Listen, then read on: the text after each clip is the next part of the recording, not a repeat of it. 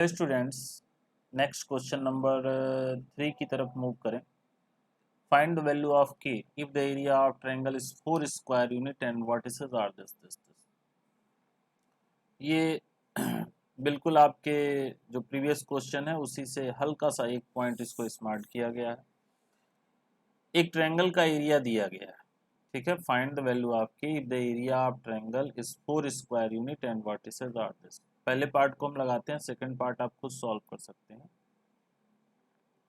एक ट्रायंगल के तीनों वर्टिसेस गिवन गिवन है x1 y1 is equal to के 0, x2 y2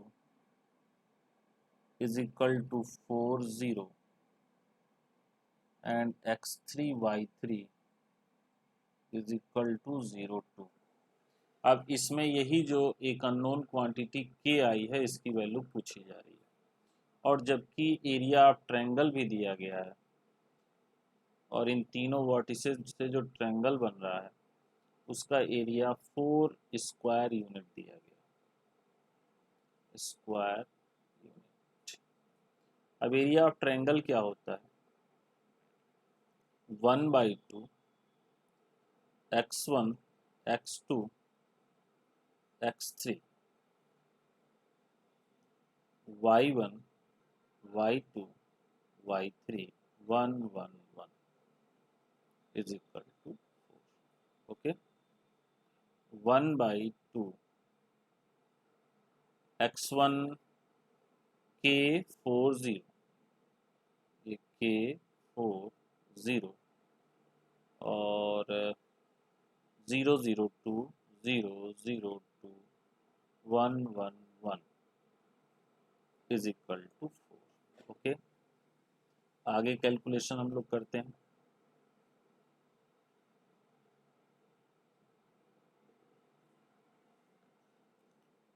this implies that, ये इसको 2 इंटू 4 इधर कर दीजिए, 8 हो जाएगा सीधे। तो हम सीधे इसको सॉल्व करते हैं। k into 0 into 1 0 minus 2 0 minus 2 minus 0 के साथ कुछ भी करेंगे 0 आएगा, तो मैं ड्रॉप कर दे रहा हूँ। प्लस 1 1 हो जाएगा, 4 टू ज़ा 8 minus 0 8 minus 0 and that is equal to 4 टू ज़ा 8। ओके, अच्छा इसके आगे 1/2 है, ये आप ध्यान देंगे, ये 1/2 मैं इधर लिख दे रहा हूँ, ये वाला जो 1/2 मिस कर गया था, अक्सर मिस कर जा रहा है। तो ये हो गया 1/2 माइनस 2 के हो जाएगा, मल्टीप्लाई करोगे और ये 0 हो जाएगा, ये हो जाएगा प्लस 8। अरे नहीं नहीं, सॉरी सॉरी सॉरी, ये 4 टू ज़ा 8 तो हो गया, यहाँ इसकी ज़रूरत नहीं है क्योंकि ये जो 8 लिखा गया है ये क्रॉस मल्टीप्लिकेशन करके लिखा गया, there is no need. Minus 2 के प्लस 8 इज इक्वल टू 8, 8 से 8 कैंसिल हो जाएगा, यानी के की जो वैल्यू आपकी कैलकुलेट होके आएगी, के की जो वैल्यू कैलकुलेट होके आएगी वो है, हाँ एक चीज़ जरा इसमें ध्यान देंगे अदरवाइज ये मिस्टेक हो जाएगी। ये ध्यान दो, यहाँ अगर 8 से 8 कैंसिल कर देंगे तो सारे सलूशन आपको नहीं मिलेंगे, ध्यान दीजिएगा। जैसे ये आपका आ रहा है, बहुत इंपॉर्टेंट पॉइंट है, मिस हो जाता है, ध्यान दीजिएगा। अभी मेरे से ही हो जा रहा था, -2 के plus 8 is equal to 8। Okay, तो एक तो के कहीं मिसिंग नहीं हो रही है, जरा चेक कर लीजिए। दिस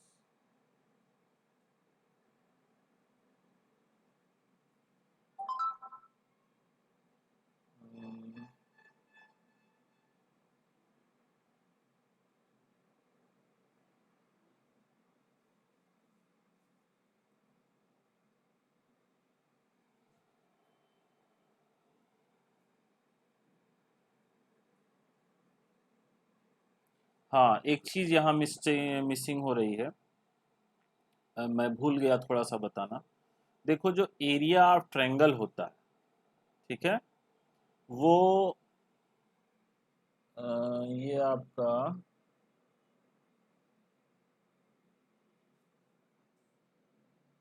जस्ट ए मिनट, जरा मैं चेक कर लूं, जस्ट वेट स्टूडेंट्स।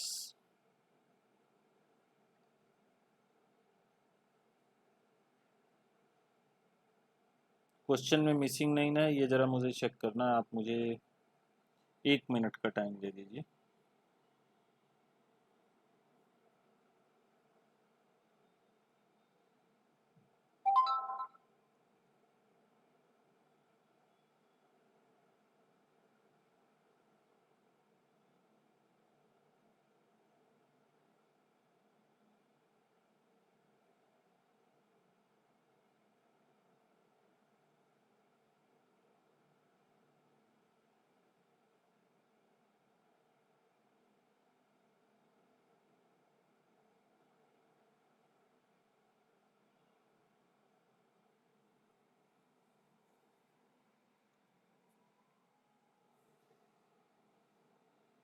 हाँ, एक चीज जरा सा आप ध्यान दीजिएगा कि एरिया जो होता है, ये दो आंसर दिए गए हैं, मैंने सोचा उतना डिटेल नहीं क्लियर किया गया। जरा एक चीज आप ध्यान दीजिएगा, जैसे एरिया जो होता है, दो चीजें यहाँ आपको समझनी होगी। वो एरिया आपका स्केलर क्वांटिटी होता है, एरिया जो होता है वो स्केलर क्वांटिटी होता है, मीन्स हमेशा पॉजिटिव ही होगा, एक बात।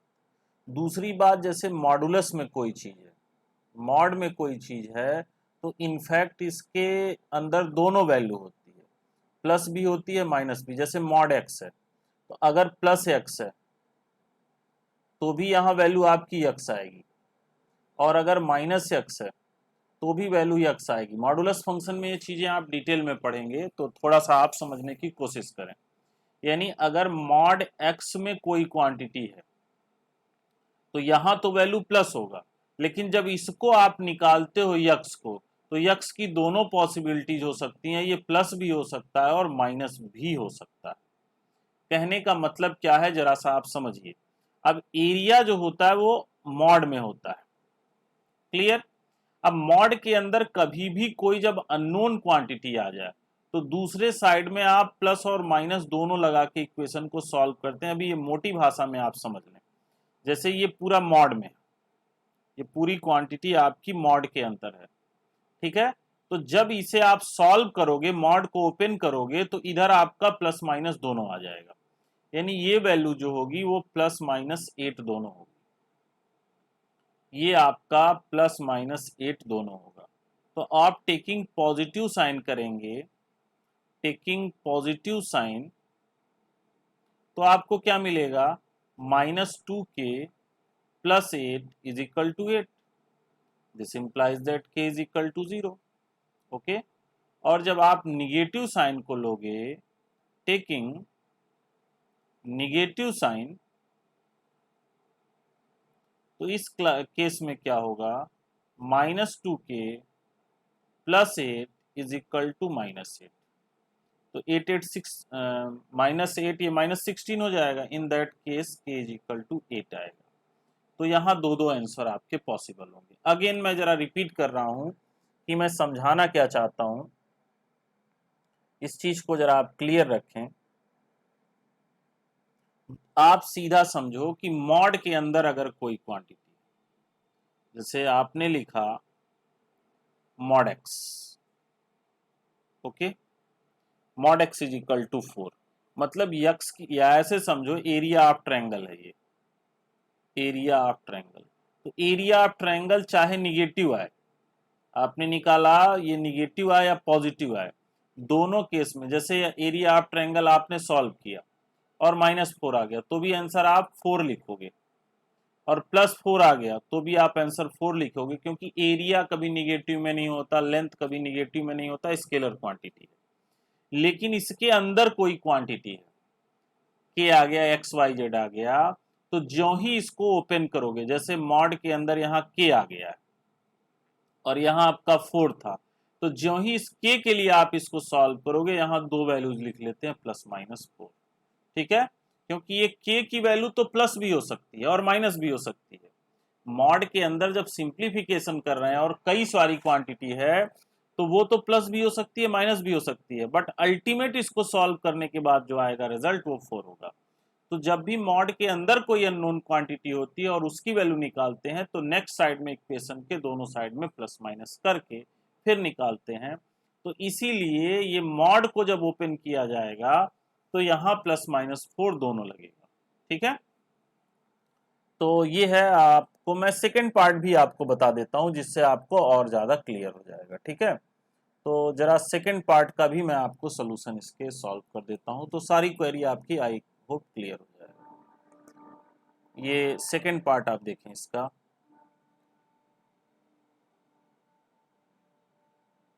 Just wait.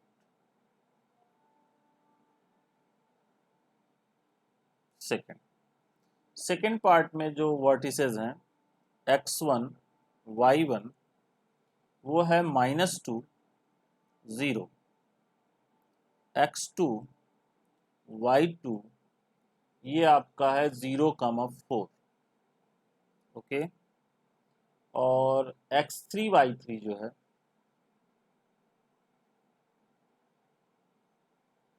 ये है 0, इसी के की वैल्यू आपसे पूछी जा रही है। और जो दिया गया है area of triangle that is equal to दिया है 4 स्क्वायर यूनिट स्क्वायर। अब इन फैक्ट क्या होता है, जो एरिया ऑफ ट्रायंगल होता है वो मॉडुलस में होता है, क्योंकि ये हमेशा एरिया पॉजिटिव में होगा। बात समझिएगा। अब इसका जो फार्मूला होता है वो 1/2 x1 x2 x3 y1 y2 y3 1 1 1 is equal to 4। ठीक है, ये 4 टू आप इधर जाएगा 8 कर देंगे इसकी। अच्छा, अब दूसरी चीज जो मैं आपको समझाना चाहता हूं, ये मॉड पूरा लगा रहेगा, मॉड के ये पूरा लगा रहेगा, ओके, ये पूरा भी मॉड में रहेगा।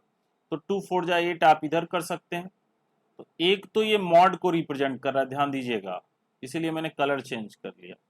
और इसके अंदर जो क्वांटिटी है वो डिटर्मिनेंट को रिप्रेजेंट कर रही है। ये -2 0 0, ये 0 4 k 1 1 1 इज इक्वल टू ये 8। ओके, अब जरा आगे आप देखें, जो मैं समझाना चाह रहा था मैं फिर इस सेकंड पार्ट के क्वेश्चन के थ्रू समझा रहा हूं। अब मॉडुलस है, मॉडुलस के अंदर ये सारा काम आप कर रहे हो -2, ठीक है, -2 और ये 4 -k हो जाएगा, थोड़ा सा मैं डायरेक्ट लिख रहा हूँ।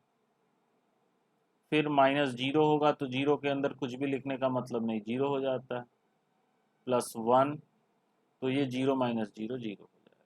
ओके, ये मॉड के अंदर है, ये है 8।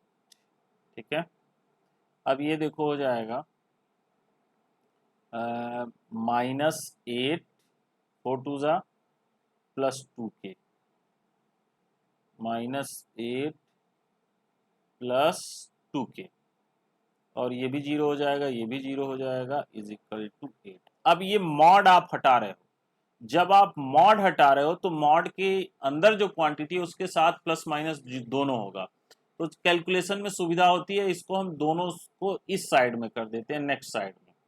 तो -8 + 2k इज इक्वल टू आप +-8 लिख लेते हैं। तो एक बार आप पॉजिटिव साइन लोगे, टेकिंग पॉजिटिव साइन, तो आपको मिलेगा -8 + 2k इज इक्वल टू 8। तो k इज इक्वल टू इधर ले आओगे तो 16 हो जाएगा, 8 आ जाएगा। ओके, और टेकिंग निगेटिव साइन जब आप लेते हो, in that case -8 + 2k -8 + 2k is equal to -8, +-8 cancel हो गया, k इज इक्वल टू 0 आ गया। ओके, तो जब भी मॉडुलस को आप सॉल्व करते हो तो मॉडुलस के अंदर अगर कोई अननोन क्वांटिटी है तो उसे सॉल्व करने के लिए उसके आगे प्लस माइनस दोनों आप लगाते हो। ओके स्टूडेंट्स, तो इसमें ये बहुत इंपॉर्टेंट चीज क्लियर हुई है, इसे आप ध्यान रखेंगे। Okay, now we will discuss with the next question.